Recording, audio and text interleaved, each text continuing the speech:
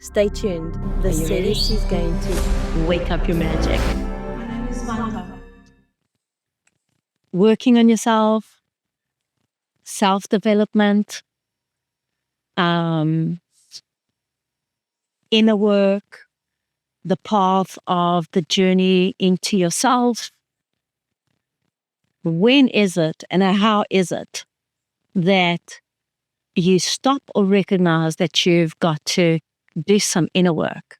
Or what are the benefits of doing this work with yourself? And how does that go? And what does that serve you? So we're in the age that everybody now is talking the conversation and walking the path of the alchemist, being able to go within and do some inner work in either writing to themselves or writing to somebody else, or looking to raise their vibration or their frequency, realizing that they are not really happy with what is showing up in their lives, right? So as great as that awareness is, there's also a dichotomy and the introspective self that something is missing. So with a lot of this work, there's also the recognition that there is the need for inner work. And so I want to just maybe poke the bear a little bit and just say, I wouldn't say that there is a need for inner work. There's more an awareness of where you are. And with everything, either you recognize that what is working in your life is working and it makes you feel good and you love it, or it's not. But once you get to a place of enlightenment and a place of development, self-development, you can't keep on eating the same salad over and over again. You're going to want, let me try a new salad. Let me try a new recipe. Or you taste somebody else's cultural difference. And you go, you know what? That was really, really, really nice. That actually enriched my experience. I didn't have to be so limited to my olive oil and my balsamic dressing. I could pour an abundance of olive oil and feel great without not having the beliefs that I have from my past generations. And that's basically what self-growth is. You being able to release those beliefs that you've been brought up into or you brought up around with that no longer seem to fit that paradigm for you to develop the self into an expansion of more of who you are. So let's take this into layman terms and to help you guide you to why you would look at yourself into a journey of self-reflection or being able to develop yourself in the inner workings of how you think and how you feel and what you're doing. Why would that be important? Well, it's not important only now. It's been important from day one. If you go back into the sacred books and the sacred scrolls, Jesus was your ultimate alchemist, transforming the old dogs into new possibilities, releasing diseases into the awe and wonder of health and wellness and life itself, giving you the paradigm that you can walk, you can give birth and multiply your fish, and you can get everything that you want. So it's not only now, but now is what counts. Why is this conversation so important? Because it's always been important, but it's where you are that reframes it. And what serves one person in a self-development might not serve somebody else. So I want to raise your awareness that if you have done some inner work, which everybody does one way or another, because just taking a deep breath in is doing some inner work. The breath in itself is life itself, and that brings this energy and flows it through your own streams of emotions and thought forms, taking a break from the mundane of everyday life. Just being able to that is a space of self-reflection.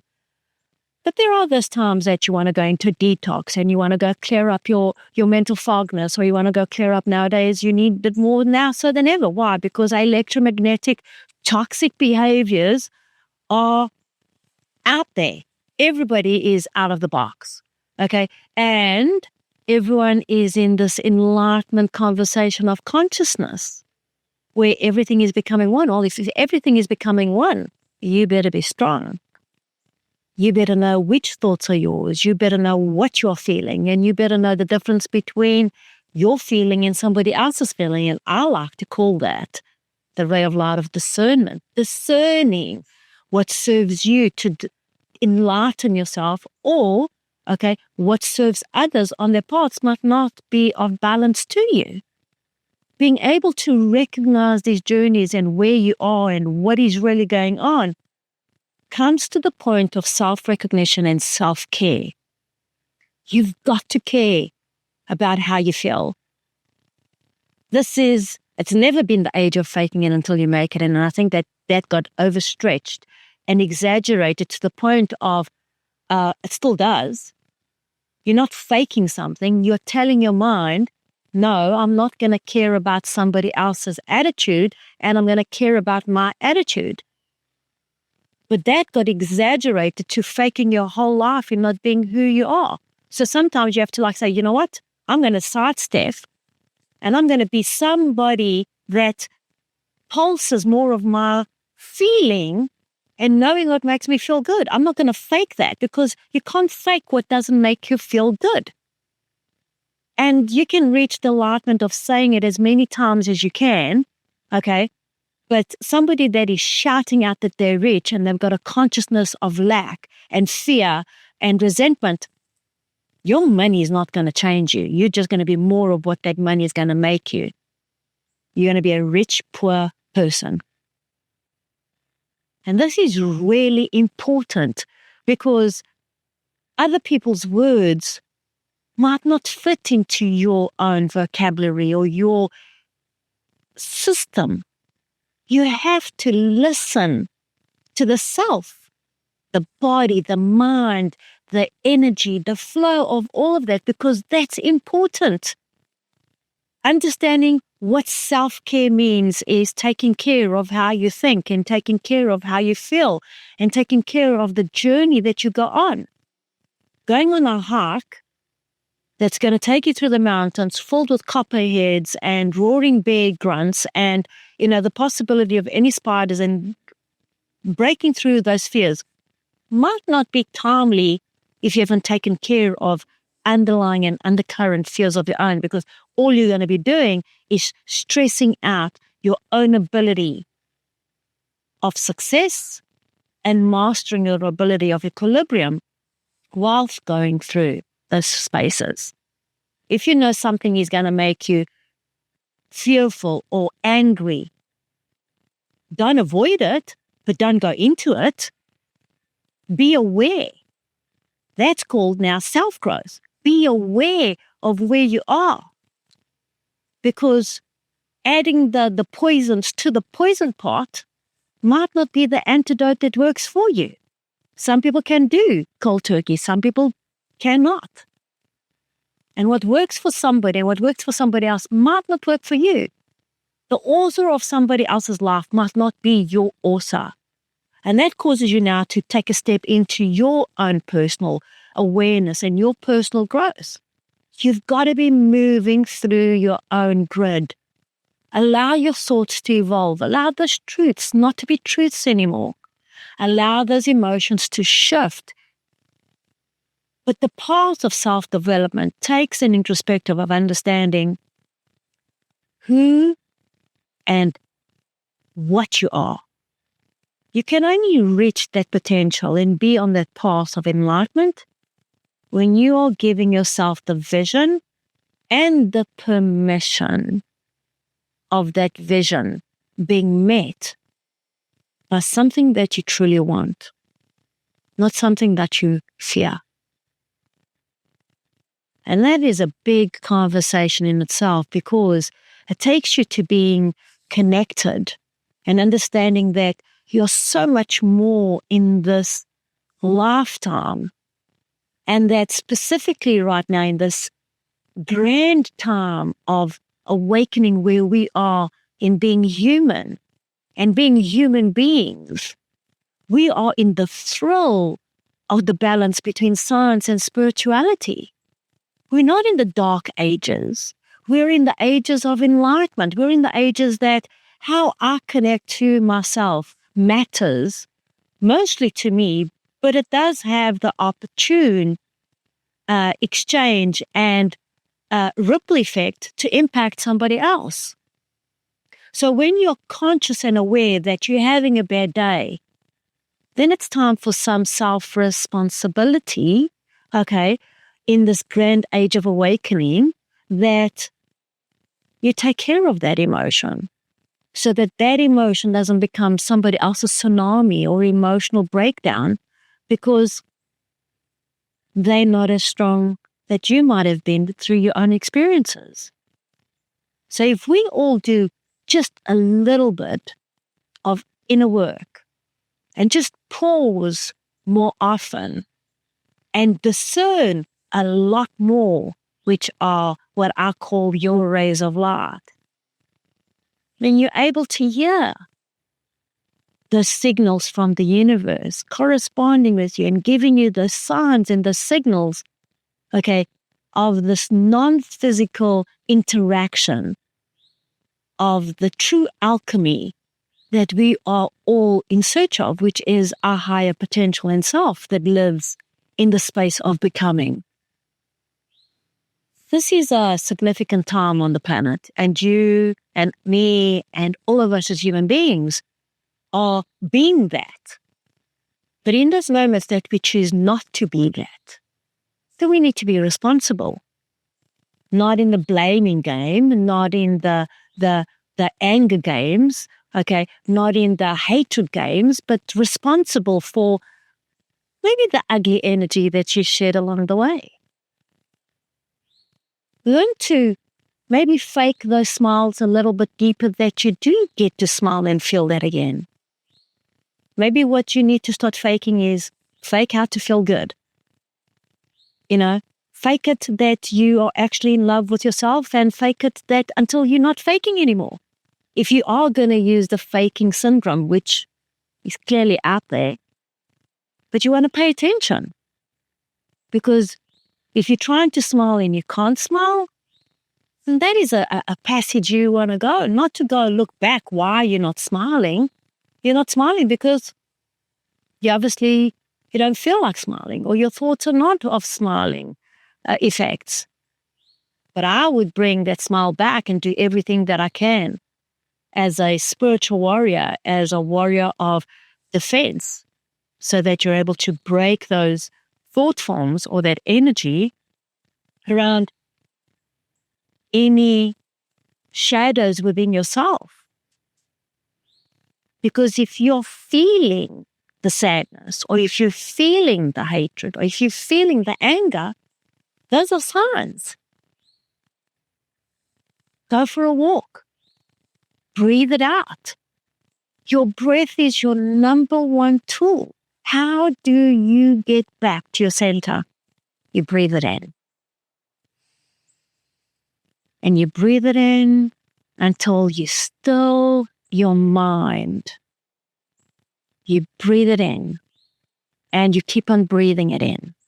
And you breathe it in again until you get stronger and stronger and stronger in that breath that moves you and inspires you and that reminds you that as you're breathing in, you are internally developing the energy and the strength, okay, to choose that path of enlightenment and not that other path of confusion or doubt or fear.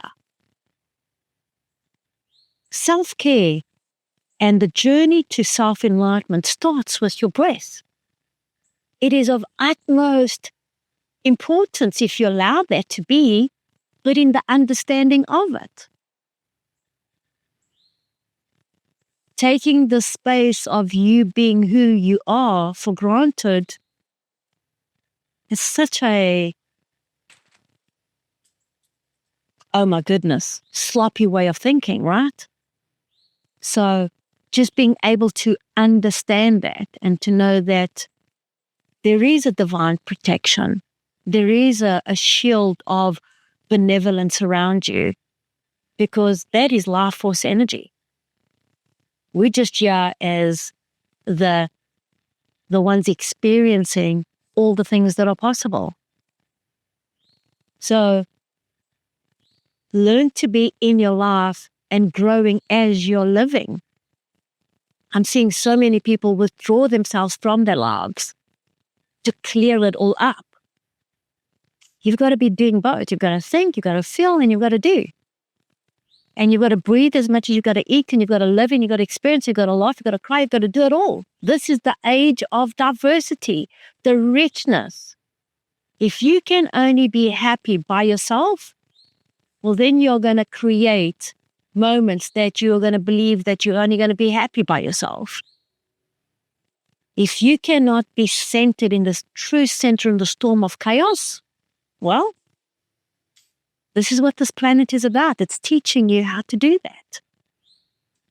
Learn to strengthen that. And the way I love to share that, to give you that muscle, to share that spark of frequency and light, to strengthen your connection, is to understand that you are the oracle. You're your past, you're your present, and you are your future. You are the one that's creating it. You are the one that's determining it.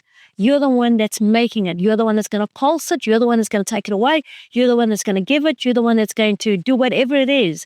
But when you're not in tune, and when you're not in that alignment, then you're out of it. And that's how simple it is. The path to self-development is knowing that every day counts. And we're supposed to experience it all.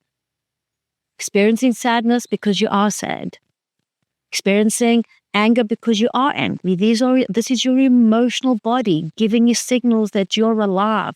You're part of diversity. You're part of the biggest elemental and etherical and spiritual, and the mathematics and the sounds and everything is orchestrated to serve who you are being in that moment. So self-development is you being able to know that you are developing. What? The muscle to be stronger, not weaker. Development is that you're progressing. So take a snapshot of where you are. Is what you're doing allowing you progress? Or is what you're doing taking you backwards? Have you become more judgmental? Are you becoming more angry doing this introspective work? Or are you just focused on the past? Are your therapies helping you? Because if you're still in the conversation of the past, then time to wrap it up. And you can do that this quickly. Progress is all about you being on your journey of self-development. And for you to be developing yourself, you have to be aware of who you are. So today, just take that breath in. Understand that you are a human being becoming You want to laugh who again? you are in this You want to present open moment. up So and awaken make it your count. wisdom box so that Stay you good can and stay manifest strong. your dreams in this lifetime experience. We're empathic, we are sensitive, we are intuitive, we are psychically attuned to this energy world that is awakening who we are. You're so much more than who you think you are. And remind yourself that your higher self absolutely knows what you want. You are the creator of your Future life. Holds for you what you have put into your future, what you're thinking, but most of all, what you're feeling. That is what is coming to you. That is how the universe talks. You are the creator of your life. We all are. Are you ready? My name is Vanahaha.